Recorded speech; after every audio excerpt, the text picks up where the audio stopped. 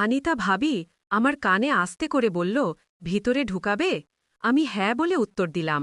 ভাবি বলল, খুব আস্তে ঢুকাবি, এখন আমার ছোট আর গভীরও কম, কখনো তোমার মোটা থেকে ফেটে না যায়। আরামে ঢুকাবি প্লিজ দেবরজি, তোমার ভাইয়া পাশেই ঘুমোচ্ছে। আমি বললাম, হ্যাঁ ভাবি, ঠিক আছে, ভাইয়া জাগবেন না আর তোমার ব্যথাও হবে না। আমি এখন ১৭ বছরের আর আমার ভাবির বয়স ২৪ বছর, কিন্তু সে দেখতে খুব সুন্দর। সে আমার সাথে একদম খোলামেলা থাকে। আমার নাম রাহুল আর আমি আমার গ্রামে ভাইয়া ভাবির সাথে থাকতাম।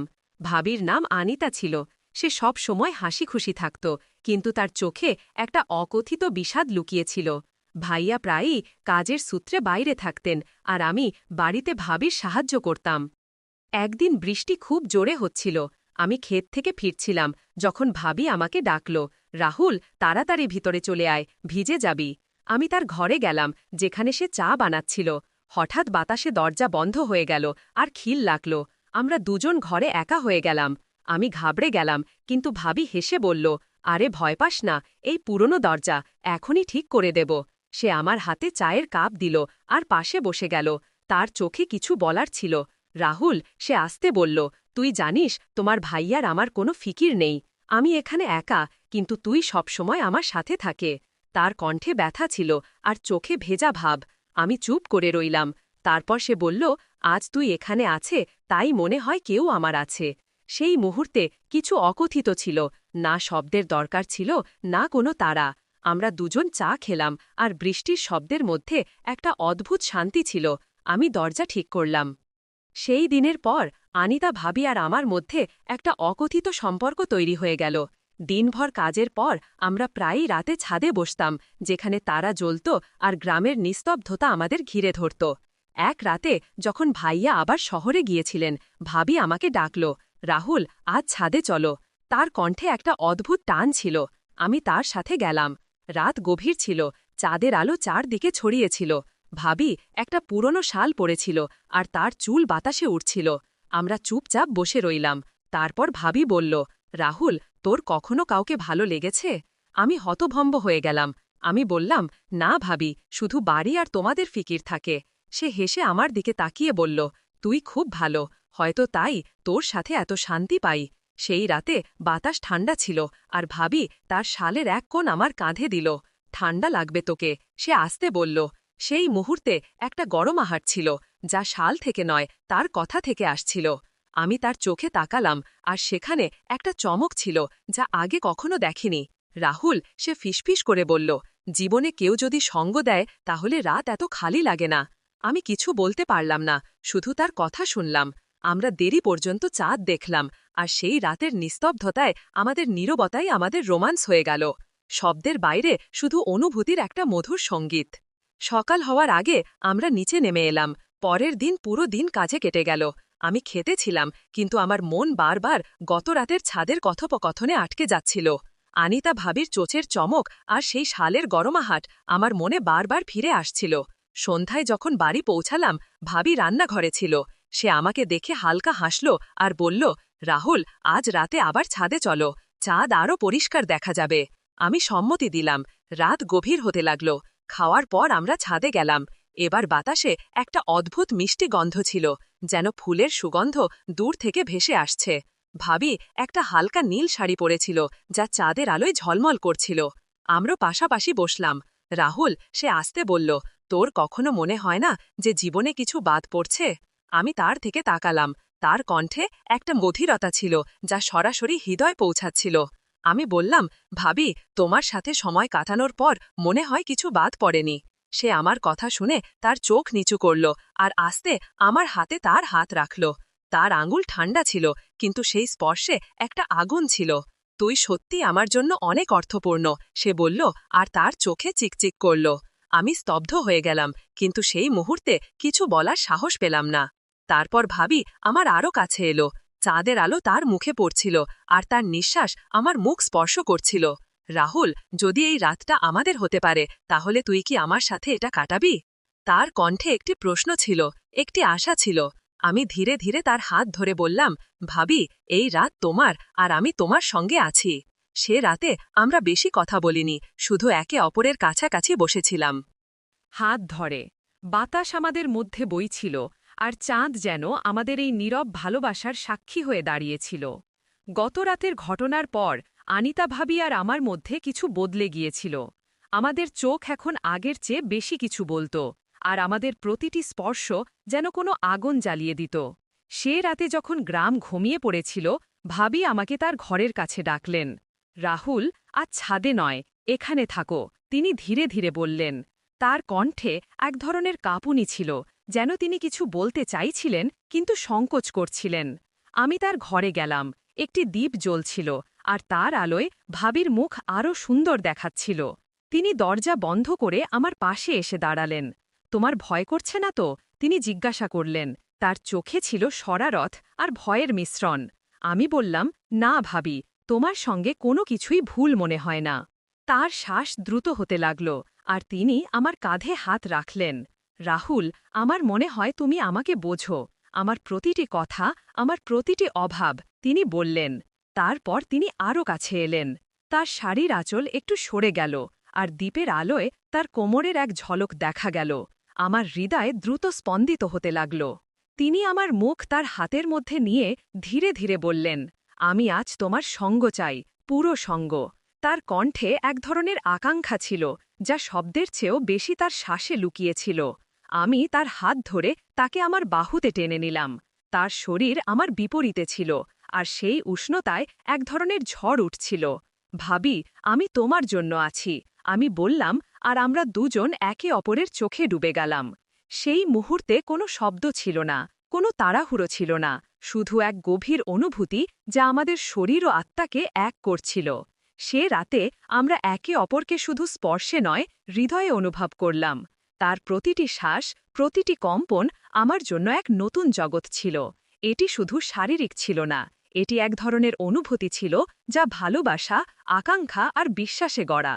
সকাল হওয়ার আগেই আমরা আলাদা হলাম, কিন্তু আমাদের চোখে সেই একই গভীরতা ছিল।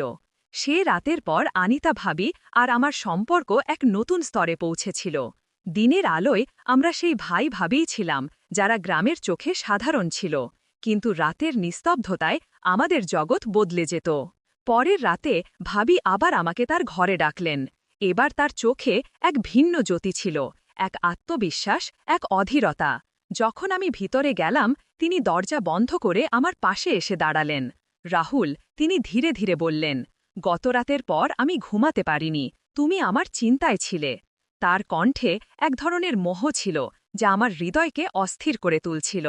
আমি তার দিকে তাকালাম, তার শাড়ি হালকা ছিল, আর দ্বীপের আলোয় তার শরীর এক রহস্যময় সৌন্দর্য নিয়ে হাজির ছিল। আমি তার হাত ধরে বললাম, ভাবি, তুমি আমার জন্য সব। তিনি আমার ঠোঁটে তার আঙুল রাখলেন আর বললেন, আজ শব্দ নয়, শুধু আমরা। তারপর তিনি আমাকে তার দিকে টেনে নিলেন। আমাদের শ্বাস একে অপরের সঙ্গে মিশে গেল, আর সেই মুহূর্তে সময় যেন অদৃশ্য হয়ে গেল। ভাবি তার শাড়ির আঁচল ধীরে ধীরে কাঁধ থেকে সরিয়ে দিলেন। তার চোখ আমার চোখে ছিল, যেন তিনি আমার কাছ থেকে কিছু চাইছিলেন। আমি তাকে আমার বাহুতে জড়িয়ে ধরলাম, আর তার উষ্ণতা আমার শরীরে এক শিহরণ ছড়িয়ে দিল। রাহুল, আমার মনে হয় আমি তোমার ছাড়া অসম্পূর্ণ, তিনি আমার কানে ফিসফিস করলেন। তার শ্বাসের উষ্ণতা আর তার কথার জাদু আমাকে মোহিত করছিল। আমরা বিছানায় বসলাম। আমি তার চুলে আঙুল বোলালাম, আর তিনি আমার বুকের সঙ্গে লেগে গেলেন। তার স্পর্শ, তার গন্ধ, সবকিছু আমার হুঁশ উড়িয়ে দিচ্ছিল। তুমি আমাকে সম্পূর্ণ করো, তিনি বললেন, আর ধীরে ধীরে আমার মুখ তার দিকে টেনে নিয়ে আমার কপালে চুমু দিলেন। সেই চুম্বনে ভালোবাসা ছিল, আকাঙ্ক্ষা ছিল, আর এক ধরনের ব্যাকুলতা যা আমাদের দুজনকে একে অপরের মধ্যে হারিয়ে যেতে বাধ্য করছিল। সে রাতে আমাদের নৈকট্য শারীরিকের চেয়েও বেশি আত্মিক ছিল। প্রতিটি স্পর্শে এক প্রতিশ্রুতি ছিল, প্রতিটি শ্বাসে এক গল্প। আমরা একে অপরের এত কাছে ছিলাম যে আমাদের হৃদয় স্পন্দনও এক তালে চলছিল। এটি শুধু আবেগ ছিল না, এটি এক ধরনের মিলন ছিল যা আমাদের আত্মাকে যুক্ত করছিল।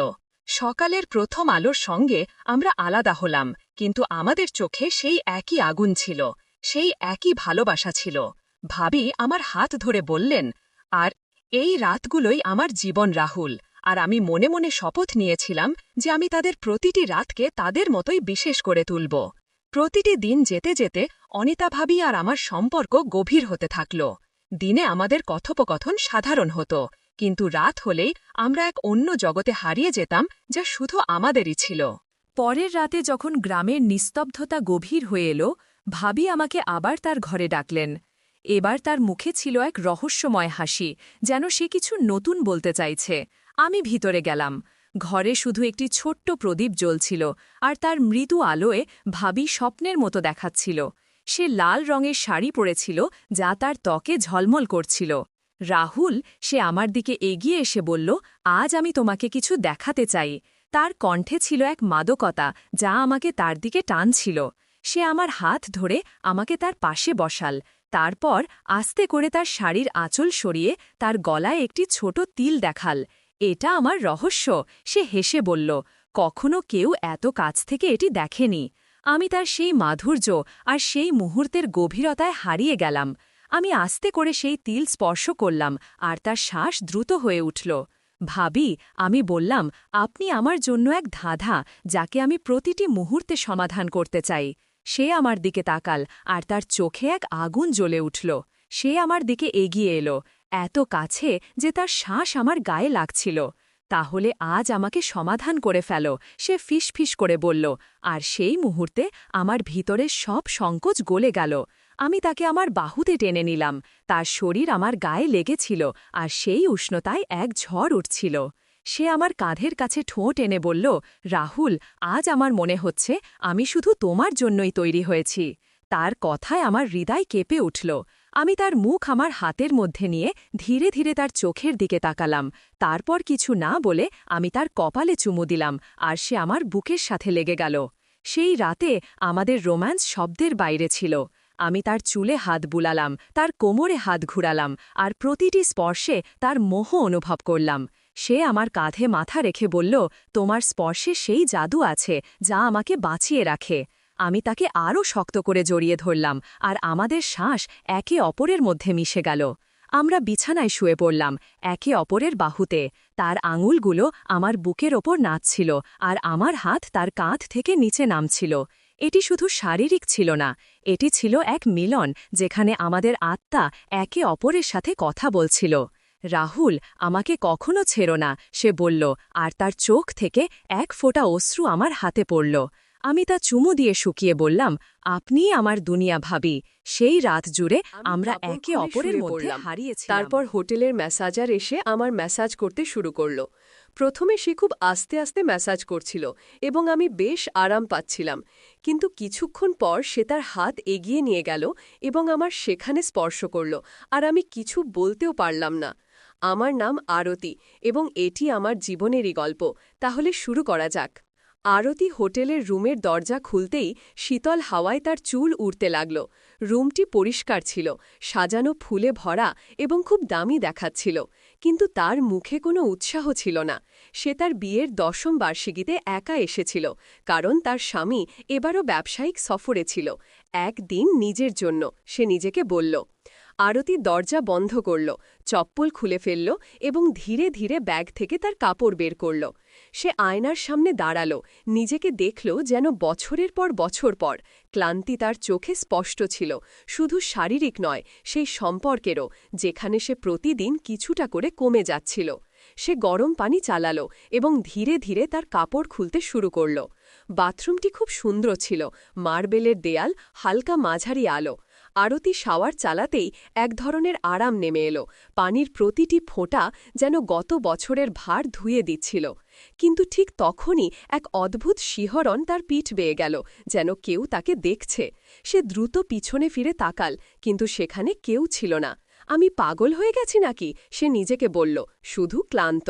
আরতি তোয়ালে জড়িয়ে বাইরে এলো এবং হোটেলের ফোনে রিসেপশনকে কল করল। হ্যালো, আমি আজই একটি রিল্যাক্সিং বডি ম্যাসাজ চাই। নিশ্চয় ম্যাডাম, আমাদের একজন প্রফেশনাল আছে, বিজয়। সন্ধ্যা 7টা কি ঠিক হবে? হ্যাঁ, সে কিছুটা দ্বিধায় বলল। সন্ধ্যা 7টায় দরজায় একটি খটকা শোনা গেল। আরতি দরজা খুলতেই সামনে দাঁড়িয়েছিল প্রায় 38 বছরের একজন মানুষ। গভীর চোখ, সাধারণ পোশাক এবং হালকা হাসি। হ্যালো ম্যাডাম, আমি বিজয়, মে আই কাম ইন? তার কণ্ঠে কোনো কৃত্রিমতা বা দ্বিধা ছিল না। আরতি নিঃশব্দে মাথা নাড়ল। Where would you like me to set up the towel? সে জিজ্ঞাসা করল। আরতি জানালার দিকে ইশারা করল। বিজয় খুব স্বাভাবিকভাবে টেবিল সেট করল, তোয়ালে বিছাল, তেল রাখল, তারপর তার দিকে ফিরল। আপনি প্রস্তুত? হ্যাঁ, আমি এখনই আসছি, আরতি বলল এবং ওয়াশরুমে চলে গেল। যখন সে বাইরে এলো তখন সে একটি লম্বা বাথরোব পরেছিল, কিন্তু তার ভিতরে ভয় এবং দ্বিধা দুটোই ছিল। বিজয় খুব স্বাভাবিকভাবে তাকে টেবিলে শুতে বলল, পিঠের ওপর শুয়ে পড়ুন, রিল্যাক্স করুন, কোনো তাড়া নেই। তার হাত আরতির কাঁধে পড়তেই সে এক মুহূর্তের জন্য চোখ বন্ধ করল। বিজয়ের স্পর্শ না খুব গভীর ছিল না খুব হালকা, সে জানত কিভাবে স্পর্শ শান্ত করে। আরতি প্রথমবার কোনো অপরিচিতর হাতে ভয়। আরতির চোখ খোলা ছিল না, কিন্তু মনে হলো যেন হঠাৎ হৃদয় খুলে গেছে। শুনছে কিন্তু বুঝছে না।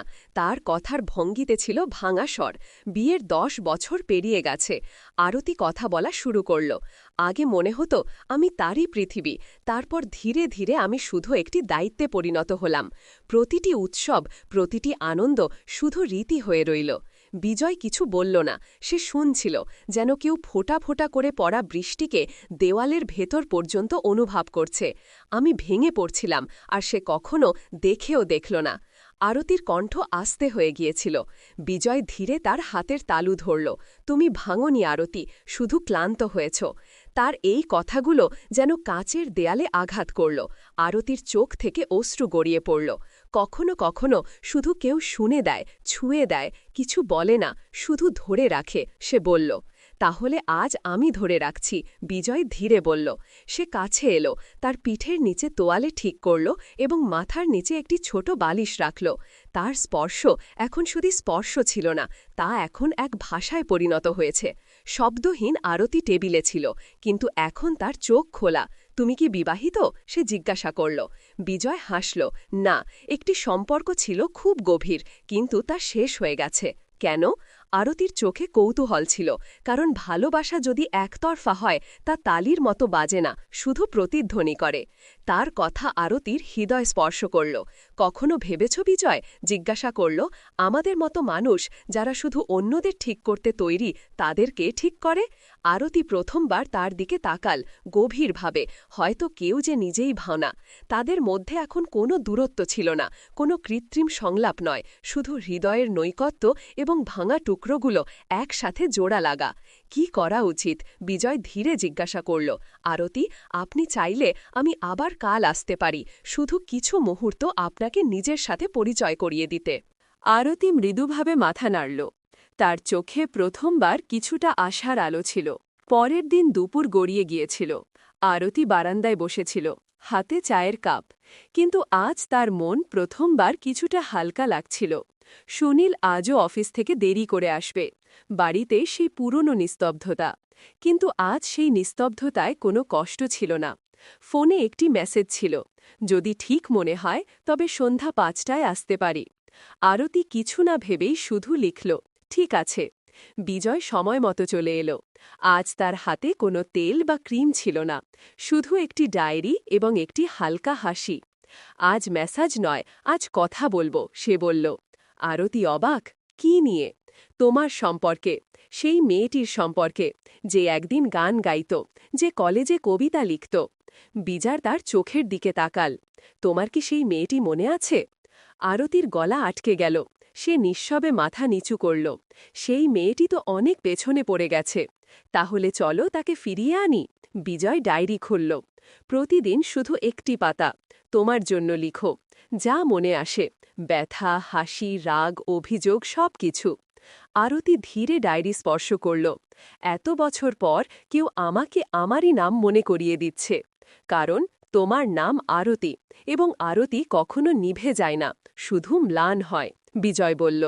আমি চাই না তুমি আবার আসো, প্রতিদিন। আরতি বলল। আমাকে এখন নিজের সাথে লড়াই করতে হবে যতটা পারি। বিজয় হাসল। ঠিক আছে, কিন্তু যদি কখনো হারার ভয় হয়, এই ডায়েরি খুলে নিও। সে চলে গেল। আরতি অনেকক্ষণ দরজার দিকে তাকিয়ে রইল। আজ প্রথমবার সেই দরজা বোঝা মনে হল না। সেই রাতে আরতি ডায়েরির প্রথম পাতা খুলল, লিখল, আমি আরতি, এবং আমি আবার বাঁচতে চাই। আরতি এবং বিজয় আর কখনো দেখা করেনি, কিন্তু এখন আরতি প্রতিদিন নিজের ভেতর তাকায় এবং প্রতিবার একটি নতুন শক্তি পায়। কখনো কখনো জীবনে একজন অপরিচিত আসে, যে কিছু করে না, শুধু তোমাকে তোমার সাথে পরিচয় করিয়ে দেয়। তো বন্ধুরা, গল্পটি এখানেই শেষ হলো। আশা করি এটি তোমাদের ভালো লেগেছে। যদি গল্পটি পছন্দ হয়ে থাকে তবে এই ভিডিওটি একটি লাইক এবং আমাদের চ্যানেল সাবস্ক্রাইব করো। ধন্যবাদ।